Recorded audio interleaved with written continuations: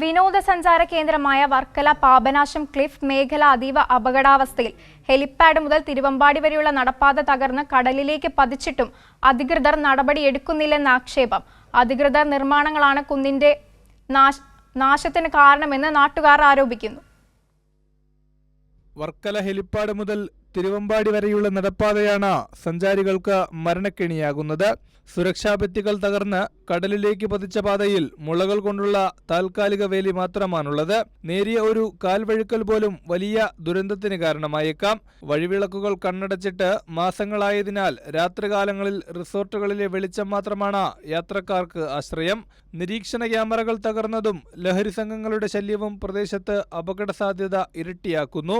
ഈ രാത്രി ഇരുട്ടിന്റെ മറവിൽ സ്ത്രീകളെ ഉപദ്രവിക്കുന്ന ഒരുപാട് സംഭവങ്ങൾ വർക്കല ഉണ്ടായിട്ടുണ്ട്. അതുകൊണ്ടൊക്കെ തെരുവ് നായ്ക്കളുടെ ശല്യം, അതുപോലെ മോഷണം, അങ്ങനെ നിരവധി പ്രശ്നങ്ങളാണ് വർക്കല ടൂറിസം മേഖലയിൽ സംഭവിച്ചിട്ടുള്ളത്. പക്ഷെ അതിനൊരു പരിഹാരം എന്ന നിലയിൽ നമ്മുടെ ഇവിടുത്തെ ഈ ക്യാമറകളും ലൈറ്റ് സംവിധാനവും കുറച്ചുകൂടി ഉണ്ടെങ്കിൽ നമുക്ക് അതിനെ കുറച്ചെങ്കിലും കുറയ്ക്കാൻ കഴിയും. പക്ഷെ ഇപ്പം വളരെ രൂക്ഷമായ രീതിയിലാണ് നമ്മുടെ ഇവിടുത്തെ ഈ ക്രൈം നടന്നുകൊണ്ടിരിക്കുന്നത്.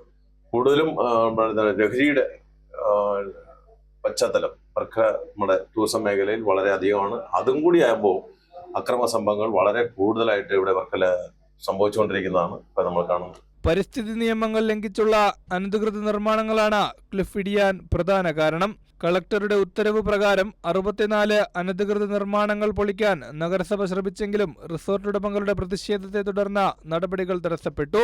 രാഷ്ട്രീയ നേതൃത്വങ്ങൾ ഇതിനെതിരെ കർശന നിലപാട് സ്വീകരിക്കുന്നില്ലെന്നും വിമർശനമുണ്ട്.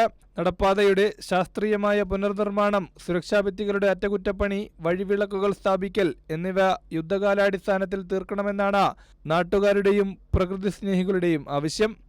കൈരളി ന്യൂസ്, തിരുവനന്തപുരം.